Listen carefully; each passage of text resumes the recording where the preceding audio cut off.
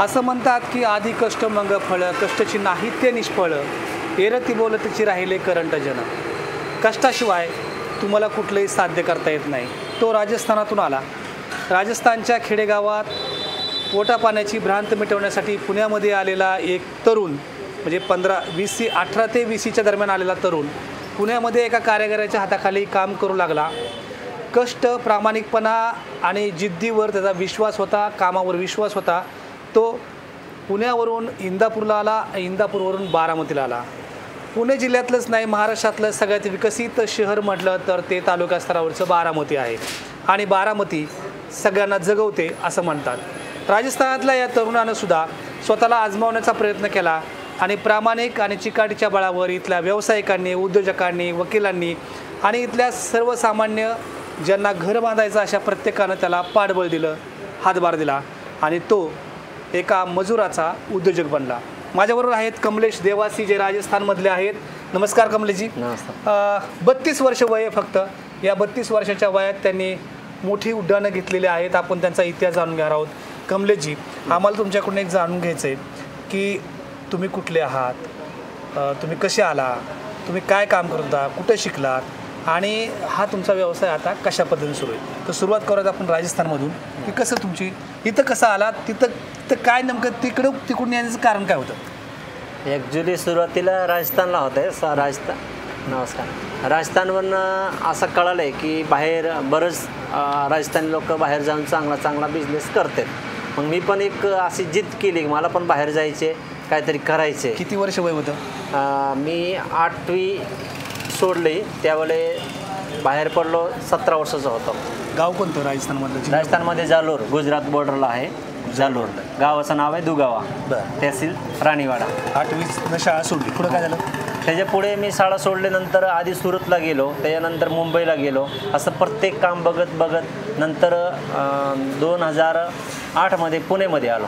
पुणेमध्ये येऊन एक माझा मित्र चौधरी म्हणून आहे, त्याच्याबरोबर पुण्याला 2 वर्ष काम केलं. त्याचं काम मला चांगलं वाटलं. हे स्टेनलेस स्टीलचं सगळं किचन ट्रॉली, रेलिंग हे सगळं काम करायचे. तर त्याला मी सांगितलं की मला पण हे सगळं काम शिकायचे. ते म्हणलं ठीक आहे, चला उद्या माझ्याबरोबर, मी तुम्हाला सगळं काम शिकवतो. मग तो काम प्रॉपर शिकणं म्हणजे त्याला कमीत कमी 2-1 वर्ष लागते. पण मी तो काम फक्त 6 ते 8 महिन्यात सगळं कंप्लीट माझ्या डोक्यात सगळं आलंय. कसं वेल्डिंग, कसं फिटिंग, फिनिशिंग ते सगळं केल्यानंतर ते म्हणले तुम्ही आता 100% फुल कारीगर आहेत, तुम्ही स्वतः कसं पाहिजे तसं सगळं काम करू शकता. त्यानंतर मी बरंच म्हणजे असं रनिंग फुटावर काम केले, कॉन्ट्रॅक्टर घेऊन केले. तसं करत करत हळूहळू 2012मध्ये बारामतीला दुकान टाकलं. एक महत्त्वाचा मुद्दा विचारायचा आहे की शिकला किती, शाळा का सोडली, का सोडावी लागली, आणि दुसरी गोष्ट की हेच का शिकला. ही म्हणजे कसं आहे की स्वतःचा बिझनेस, आणि त्या काळात हा बिझनेसचं गरज पण होता. मला असं कळलंय की स्टील कोणाला माहितीच नव्हती, स्टीलचं किचन ही कल्पनाच नव्हती. बरोबर. हां, बारामतीला पण कल्पनाच नव्हती. आमच्या तिथे राजस्थानला पण कोणाला कल्पना नाही. इथनं आलेले लोक त्याला विचारले, ते म्हणतात आम्ही किचन ट्रॉलीचं काम करतो. आम्ही म्हणतो ट्रॉली काय असते नेमकं. त्यावेळी काय व्हॉट्सअप, फोटो, मोबाईल पण नव्हता आम्हाला दाखवायला की नेमकं आम्ही तिथे काय काम करतो. बरोबर. मग ते सगळं बाहेर आल्यानंतर सगळं हळूहळू सगळी माहिती घेतली, शिकलो, प्रॉपर त्याच्यात काम करायला लागलंय. त्यानंतर सगळं हळूहळू हे चालत गेलंय. परप्रांतीयांचा नेहमीच आपल्याला राग येतो की परप्रांतीयांनी इथल्या मराठी माणसांचे उद्योग संपवले किंवा स्वतःकडे नेले. परंतु कष्ट, प्रामाणिकपणा सगळ्यात महत्त्वाचा असतो. कमलेशजी, ज्यावेळी पुण्यामध्ये तुम्ही काम करायला सुरुवात केली त्यावेळी तुम्हाला किती पगार मिळायचा, इंदापूरमध्ये किती मिळाला आणि बारामतीमध्ये दुकान का टाकलं. ज्यामध्ये पुण्यामध्ये मी सगळं मिस्त्री कंप्लीट तयार झालो त्यावेळी माझा पगार होता 10,000. आणि वर्ष 2009 मध्ये 10,000 होता. 2009मध्ये 10,000 रुपये पगार होतो. पण 2010मध्ये मला काही लोक म्हणाले 15,000 देतो, काही लोक म्हणाले 20,000 देतो. पण त्याच्यानंतर मी पगारावर न करता रनिंग फुटावर काम असतो. आमचं कसं आहे, लेबर कॉन्ट्रॅक्टर ते सगळं मालिक आणून देतो, लेबर लोक आहे तर रनिंग फुटावर कामं करून देतो. तर मी असा विचार केला की मी स्वतःच्या मशीन, गाडी सगळं साहित्य आणून मी रनिंग फुटावर काम फिटिंग करून देऊ. तर बरंच मला असं ठेकेदार भेटले की त्याला रनिंग फुटावर काम करायला मिस्त्रीची खूप गरज होती. तर असं मला बारामतीत ते पुण्याला पण 2-3 ठेकेदार मिळाले. इंदापूरला एक ठेकेदार होते, डोंबाले म्हणून होते. ते चांगलं म्हणजे मित्रसारखं आहे. त्यांनी मला बोलवलं आहे. ते म्हणजे माझ्याकडे भरपूर कामं असतो, तुम्ही रनिंग फुटावर माझे कंटिन्यू कामं करा. आणि तिथे सुरुवात केली 2010 ते 2012पर्यंत 2 वर्ष इंदापूरला काम केलं. आणि त्यावेळी माझं साधारण एक 40-50 हजार रुपये महिन्याला, 40-50 म्हणजे खूप होते ना. खूप होते. त्यावेळी ते साधारण महिन्याला 1 लाख रुपयेपर्यंत आमचं बिल जातं. 1 लाख रुपयेमध्ये आम्ही 2 आणि 1 मुलगा असं 3 माणसं होते. ते रनिंग फुटावर केले. त्यानंतर माझा मोठा भाऊ आहे ते सुरतला होता डायमंडमध्ये. ते म्हणले की तुम्ही स्वतः एवढं सगळं कामं करता, टोटल तुम्हाला नॉलेज आहे, ते सगळं आहे, तर तुम्ही स्वतः काहीतरी करा ना, तुम्ही स्वतः काहीतरी करा. तर आम्ही म्हणलं असं आहे की बघू एक चांगलं कुठेतरी एरिया बघू आणि तिथे आपण दुकान टाकू आणि सुरुवात करू. तर 2012मध्ये सगळे आजूबाजूला सगळे सिटी बघितली, गाव सगळं बघितले. पण बारामती हा जरा चांगला डेव्हलप चांगला वाटला. तिथे आले हो, एक गाळा बघितला, छोटासा गाळा होता. ते 20 फुटाचं मटेरियल पण त्याच्यात बसत नव्हता. ते क्रॉस करून ते मटेरियल तसं बसवायचे. त्यावेळी 2012मध्ये दुकान घेतली रुई पाटीच्या खाली पांचरे बिल्डिंग म्हणून आहे. तिथे दुकानाचं गाळाचं भाडं फक्त 2,500 रुपये. वरती फ्लेट त्यावेळेस 2012मध्ये वरती फ्लेट आहे, फ्लेटचं भाडं 2,000 रुपये. मग तो दुकान पण घेतला, राहायला फ्लेट पण घेतला, तिथनं सुरुवात केली. तर दुकानाचं अजून बोर्ड वगैरे काहीच लावलेलं नाही. सकाळी त्याची पूजा केली, पूजा म्हणजे साधा आपला नारळ फोडला, पूजा केली. आणि तेवढं ते एक आले साहेब, ते म्हणले कशाचं दुकान आहे, बोर्ड वगैरे काय नाही. मी म्हणलं स्टेनलेस स्टील, रिलिंग आणि किचन ट्रॉली ह्याचं काम आपल्याकडे असतो. तर ते माणूस म्हणजे आपलं गांधी वकील पिटे गांधी त्यांच्याकडे कामाला होता. ते म्हणले आमचं साहेबांचं काम करायचे बंगला, असं रेलिंगचं इथे कोण नाही आहे बारामतीला, त्याला करायचे. पुण्यातनं कोणतरी बोलणं झालं आहे, तर तुम्ही करत असाल तर सेटला एकदा भेटा येऊन.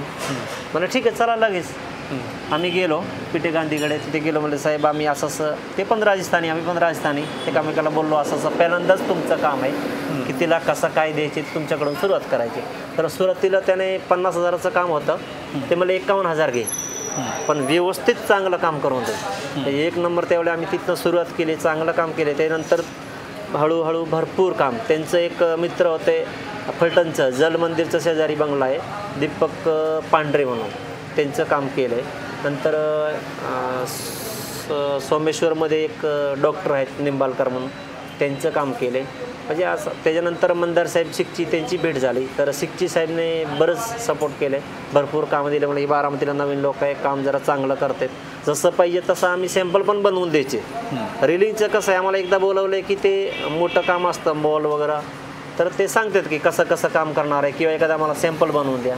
ते सगळ्यामध्ये आपण खरं उतरलो, जसं पाहिजे तशी क्वालिटी बारामतीला हळूहळू देत गेलो. तर आत्ता 70% काम बारामतीतलं सगळं मोठं बिल्डर, स्कूल, बँक, हॉस्पिटल हे सगळं काम माझ्याकडे असतं. बारामतीत जेवढं तुम्हाला मोठं काम म्हणजे कशा कशामध्ये योगदान दिले. आता सगळ्यात जास्त माझे स्टेनलेस स्टीलचं किचन ट्रॉली आणि SS रेलिंग हा 2 ह्याच्यात जास्त फोकस आहे. बाकी म्हणलं तर आपण डायनिंग टेबल किंवा मंगल कार्याचे टेबल असतो ते बाकीच्या प्रकार पण स्टेनलेस स्टीलमध्ये बनवता येतं. ज्या इमारती बनवल्या त्याच्यामध्ये कुठल्या कुठल्या महत्त्वाच्या इमारती तुमचं योगदान आहे की जी इमारती बनवण्यात. आता बारामतीला सुरुवात म्हणलं तर सगळं मोठं काम म्हणलं की सुभद्रा मॉलचं केलं. त्यावेळेस सुभद्रा मॉलच मोठा होता. त्यानंतर शिलाईवड, त्यानंतर पंचायत समिती, त्यानंतर पुण्यावाला सायरन्स, VP कॉलेज, TC कॉलेज आणि कांद इंग्लिश मिडियम कॉलेज. आता आयुर्वेदिक कॉलेजचं काम सगळं मी केलं आहे. आता आपलं नगरपालिकाचं काम माझ्याकडेच आहे, करण शेठ बागोलीकरचं सगळं. म्हणजे बरंच सध्या काम. आणि बिल्डर लोक म्हणलं ते सुधीर शिंदे, उलगाडे साहेब, पोपट शेठ ओसवाल, रमणीक मोताचं ना आमचा पण चांगला संबंध होता. मोता शेठ आता गेले, ते काही काम असलं तर आम्हाला बोलवायचे, कमळेशी हे काम आम्हाला करायचे. त्यानंतर सगळं बरंच बिल्डर आहे, जाचक साहेब आहेत, सगळ्यांचं काम आपल्याकडे कंटिन्यू असतं. एक गावडे साहेब, उद्धव साहेब गावडे, म्हणजे गव्हर्नमेंट काम कुठलंही असलं तर मला हक्काने बोलवून, कमलेश हे असं काम आहे, रेटमध्ये जर फरक पडला तर आम्हाला बोलायचे, किंवा तू व्यवस्थित रेट दे, रेट जास्त वाटलं तर मला एकदम घरसारखं सांगायचे की बाबा ही रेट एवढा आला पाहिजे, हा रेटात तुला काम द्यायचे, तू कमी करून दे, तर आम्ही कमी करून देतो आणि व्यवस्थित काम करून घेतो. एक महत्त्वाचा मुद्दा राहिला आहे. आत्ता कमलेश देवासिंगच्या या खोडियार स्टील ट्रेडिंगचा एका महिन्याचा टर्नओव्हर किती असतो? एका महिन्याचं माझं साधारण 60 लाखापर्यंत जाते एका महिन्याचं, एक दुकानाचं ही वर्कशॉपचं. असे किती दुकान आहेत? बाकीचे 4 दुकान आहे त्याचे थोडं कमी आहे. एक अजिंक्य बाजार समोर मॉड्युलर किचन ट्रॉली त्याच्याच असते, ते पण साधारण 1 कोटीपर्यंत त्याच्या टर्नओव्हर जाते. ते मॉड्युलर किचन. हे सगळे तुमचे भाऊ आहेत ना? 2 भाऊचं मुलं आहेत, एक भाचा आहे, एक छोटा भाऊ आहे आणि एक मी. असं सगळं सगळं फॅमिलीचं आहे. ओके. एक सगळ्यात महत्त्वाचं, ज्यावेळी इंदापूरमध्ये कामाला आला त्यावेळी असं वाटलं होतं की आपण कारखानदार बनू, आपण उद्योजक बनू, व्यावसायिक बनू, हे ठीक आहे, पण एखादा उद्योजक बनू असं वाटलं होतं का? असं नाही वाटला. त्यावेळी असंच विचार केला की बरं ठीक आहे, काय होतंय बघू, आता तरी आपण एकदम व्यवस्थित फुल कारीगर आहे, जसं पाहिजे तसं आपण काम करून देतो. म्हणजे कोणाला नाही जुळलं तर मला फोन करायचे की कमळशी इथे अशी अडचण आहे, असं बेंडची नाही, असं अडचण आहे, कसं काम करायचे, कसं टाईपचं बनवायचे, ते सगळं मी त्याला सल्ला द्यायचे. असं त्यावेळी टॉपमध्ये सगळं मी मिस्त्री होतो त्यावेळी बारामतीला, इंदापूरला. त्यानंतर हळूहळू मोठा भाई आहे त्याने सांगितले काय आहे ते तुम्ही स्वतःवर करा, तुम्हाला स्वतः काय करायचे ते सगळं करा. तिथनं झाली सुरुवात एकदम तुम्हाला सांगितलं 2000 भाडे, 2000 फ्लॅटचं भाडं, एकदम कमी बजेटमध्ये आणि फटाफट काम मिळायला लागलं आहे बारामतीला. आणि लोकांना क्वालिटी आणि बारामतीला महत्त्व काय आहे, क्वालिटीला महत्त्व आहे. लोक जाणून घेतात. हे दुकानात आलं आहे तर प्रत्येक हे जी सगळे साईज काय आहे, गेज काय आहे, मटेरियल कुठलं आहे, तर आम्हाला पण आनंद वाटतो. कारण कस्टमरला सगळं समजावल्याशिवाय कोणाला रेट कळत नाही. काही लोक बाहेरनं आले नुसतं रेट विचारायचे, हे कसं रनिंग फूट आहे, मग त्याला काय सांगायचे. ते बसले, बघितले गेज ग्रेड काय क्वालिटी देते, कसं स्टील आहे, काय सगळं, तर ते व्यवस्थित समजून त्यांच्या पण वाटते बाबा क्वालिटी चांगली आहे, रेट योग्य आहे, असं टाईपचं सगळं हळूहळू खूपच गेलं आहे पुढे. एक त्यातली महत्त्वाची गोष्ट सांगतो, माणसांचं भविष्य हाताच्या रेषामध्ये असतं असं म्हणतात, पण ते हाताच्या रेषा घडवण्याचं काम जर माणसामध्ये कौशल्य असेल तर ते स्वतः करू शकतो. कमलेश देवासी, एक मजूर ते उद्योजक, हा प्रवास अगदी सहज झालेला नाही. आपण परप्रांतीय म्हणून काही वेळा त्याला नावं ठेवू, पण कष्टाला मात्र कुठलाही पर्याय नाही आणि कष्टाला शॉर्टकट नाही. कमलेश देवासीनं इथं आल्यानंतर आज फक्त वय 32 वर्ष आहे, म्हणजे 18 वर्ष ते आता 32 वर्ष, म्हणजे साधारणपणे 14 वर्षामध्ये त्याने केलेला हा सगळा प्रवास थक्क करणारा आहे.